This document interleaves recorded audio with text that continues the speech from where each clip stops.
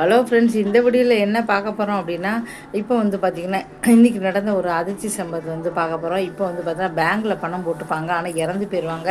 அந்த பணத்தை வாங்குறதுக்கு முதல்ல வந்து பார்த்திங்கன்னா ஏதாவது வந்து செக்கு, அது ஏடிஎம் கார்டு ஏதாவது இருந்தால் தான் எடுக்க முடியும். இப்போ வந்து பார்த்திங்கன்னா ஒடிசாவில் வந்து பார்த்திங்கன்னா அக்கா வந்து பார்த்திங்கன்னா அக்காவுக்கு யாருமே இல்லை, தன்னுடைய தம்பியை வந்து பார்த்திங்கன்னா போட்டிருக்காங்க அவங்க நாமினி. ஆனால் அவருக்கு வந்து பணம் எடுக்கிறதுக்கு எந்தவித வசதியும் இல்லை. வங்கிக்கு பல முறை வந்து பேங்குக்கு போயிருக்காங்க. அவங்க என்ன சொல்லியிருக்காங்கன்னா, இந்த பணம் வேணும்னா உங்கள் அக்காவை கூட்டிகிட்டு வாங்க அப்படின்னு சொல்லியிருக்காங்க. அக்கா இறந்து போயிட்டாங்க சொன்னாலும் அவங்களுக்கு புரியலை. பல தடவை அவரும் வந்து முயற்சி பண்ணார். ஆனால் அவங்க திரும்ப திரும்ப அக்காவை கூட்டிகிட்டு வந்தே ஆகணும், அப்போ தான் பணம் கிடைக்கும், இல்லைன்னா பணம் கிடைக்காது, நீங்கள் வராதிங்கன்னு சொல்லிட்டாங்க.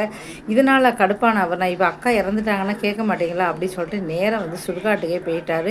அங்கே போய் தோண்டி அதில் ஒரு மாதம் கிட்டத்தட்ட ஆயிடுச்சு. அங்கே வந்து பார்த்தீங்கன்னா அக்கா எலும்பு கூட போயிட்டாங்க. அதை எடுத்து தோளில் போட்டுக்கிட்டு நேராக வந்திருக்காரு. தெருவில் திடீர்னு வந்து பார்த்தீங்கன்னா இப்படி எலும்பு கூட வராங்களே அப்படின்னு சொல்லிட்டு எல்லாருமே பதறி அடித்து ஆச்சரியத்தோடு பார்த்து வீடியோலாம் போட்டிருக்காங்க.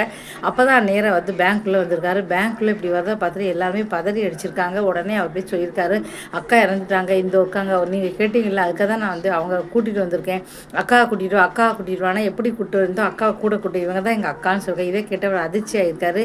ஆனால் பணம் கிடச்சி தான் என்னன்னு தெரியல. இனிமேல் வந்து கண்டிப்பாக வந்து பணம் கொடுத்துருவாங்க. ஏன்னா வந்து பேங்க்கில் கேட்டதுக்கு அவர் என்ன சொல்லியிருக்காரு, பேங்க்கில் எத்தனை முறை சொன்னாலும் அவங்க கேட்க மாட்டேங்கிறாங்க, திரும்ப திரும்ப கூட்டிகிட்டு வர சொன்னாங்க, அதனால தான் நான் எடுத்துகிட்டு வந்தேன்னு சொல்கிறாரு.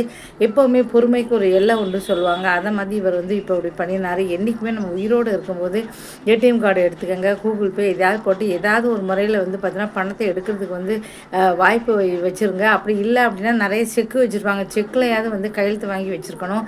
திடீர்னு இறந்து போனால் வந்து ரொம்ப ரொம்ப கஷ்டமான ஒரு விஷயமாக தான் இருக்கும். அப்புறம் வந்து அங்கே அலைஞ்சி இங்கே அலைஞ்சி இப்போ மச்சினர் வந்து இறந்துட்டார். அவருக்கு ஏடிஎம் கார்டு எதுவுமே இது இல்லை. நாமினேஷனாக தங்கச்சி வந்து போட்டிருக்காரு.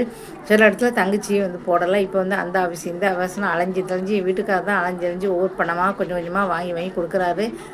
அதனால் என்றைக்குமே நீங்கள் உயிரோடு இருக்கும்போது பணத்தை வந்து கஷ்டப்படாமல் அடுத்தவங்களுக்கு வரும்படி வந்து எடுத்து கொடுங்க. இப்போ பேங்க்கில் நிறைய பணம் இருக்குன்னா அவங்களே வந்து சொல்லியிருக்காங்க, வாரிசுதார ஒரு ஆதார் அட்டையை காமிச்சிட்டு வந்து எடுத்துகிட்டு போகலாம். இது அம்மா அப்பாவை இறந்தாங்கன்னா பிரச்சனை கிடையாது, ஏன்னா பிள்ளைகளுக்கு தான் வரும். ஒரு ஆதார் அட்டையை காட்டி எடுத்துகிட்டு போயிடலாம்.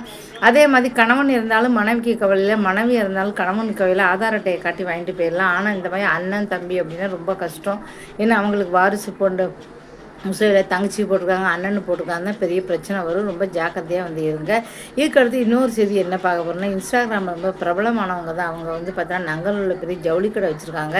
இது சமீபத்தில் கூட வந்து பார்த்திங்கன்னா அவங்க பெட்டிக்கோள் வந்து அவங்க வந்து போயிருக்காங்க, எக்ஸ்போக்கெலாம் வந்து போயிருக்காங்க. அவங்க என்னாச்சு இன்னும் காலை வந்து இறந்துட்டாங்க. எப்படி இறந்தாங்க அப்படின்னா, அவங்களுக்கும் கணவருக்கும் அடிக்கடி சண்டை வருமா. சண்டை வரும்போது என்ன ஆச்சுன்னா, அவங்க வந்து பார்த்திங்கன்னா கிட்டத்தட்ட 3 லட்சம் வந்து இன்ஸ்டாகிராமில் ஃபாலோவர் வச்சுருக்காங்க. நல்ல ஒரு பெரிய ஜவுளி கடை வச்சு நல்ல லட்சமாக சம்பாதிச்சுக்கிட்டு இருக்காங்க. ஆனால் வீட்டுக்காரர் அடிக்கடி பணம் கேட்டு சண்டை போட்டே இருப்பாராம். அவங்களுக்கு 42 தான் வயசாகுது, வீட்டுக்காருக்கு 52 வயசாச்சு. 2 பையங்களும் இருக்காங்க. டாக்டருக்கு ஒரு பையன் படிச்சுக்கிட்டு இருக்கான்.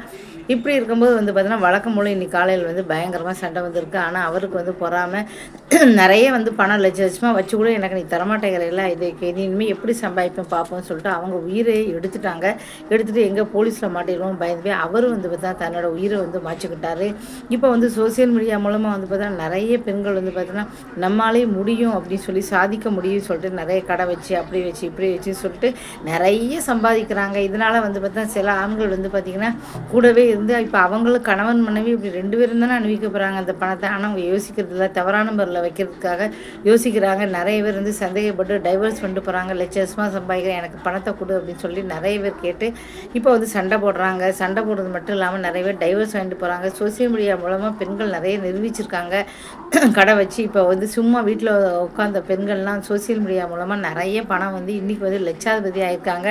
வீடு காருன்னு வாங்கி கோடீஸ்வரியாக கூட ஆக்கிட்டு இருக்காங்க. இதெல்லாம் உழைப்பு தான் வந்து காரணம். சும்மா வந்து இதை வந்து நிறைய ஆண்களுக்கு பொறுக்க முடியல. அன்றைக்கி வீட்டில் இருந்தால் அன்றைக்கி கடை அப்படி இப்படின்னு வச்சு வந்து லட்சக்கணக்கில் வந்து இவ்வளோ ஆகா உட்காந்து எல்லாம் புகழ்கிறாங்களேன்னு பொறாமையாக கூட இருக்குது. என்றைக்குமே மனைவியை கண்டு கணவனும் கணவனை கண்டு மனைவியோ பொறாமப்பட்டால் வாழ்க்கை வந்து நல்லா இருக்காது. அவங்க சம்பாதிக்கிற பணம் நம்ம குடும்பத்துக்கு தானே அப்படின்னு நினச்சிக்கோங்க. என்றைக்குமே அப்படி பண்ணாதீங்க. கணவன் மனைவி அன்பில் வந்து அன்பாக இருந்தால் தான் வந்து கணவன் மனைவி உறவு என்றைக்கு நீடிக்கும். அதனால் வந்து பார்த்தா மனைவி சம்பாதிக்கிறாலே பொறாமப்படாங்க, கணவன் சம்பாதிக்கிறார் அப்படின்னு பொறாமப்படாங்க. 2 பேருமே ஒற்றுமையாக இருந்தால் தான் வாழ்க்கை வந்து நல்லாயிருக்கும். தொடர்ந்து நான் போடுற எல்லா வீடியோவையும் வந்து பாருங்கள், மோட்டிவேஷனல் வீடியோலாம் பாருங்கள். இதனால் திடீர்னு இன்னைக்கு காலையில் தான் போட்டாங்க, அவங்க இறந்து போயிட்டாங்க அப்படிங்கும்போது ரொம்ப ரொம்ப வந்து ஒரு வாரம் முன்னால் தான் ஒரு எக்ஸ்போக்கு போய் போட்டிருக்காங்க. இப்போ வந்து இதை பார்த்துட்டு எல்லாருமே அதிர்ச்சியாக இருங்க, இவங்களா இப்படி அப்படின்னு சொல்லிட்டு. இந்த வீடியோ பிடிச்ச மறக்காம சேனலை சப்ஸ்கிரைப் பண்ணி நன்றி.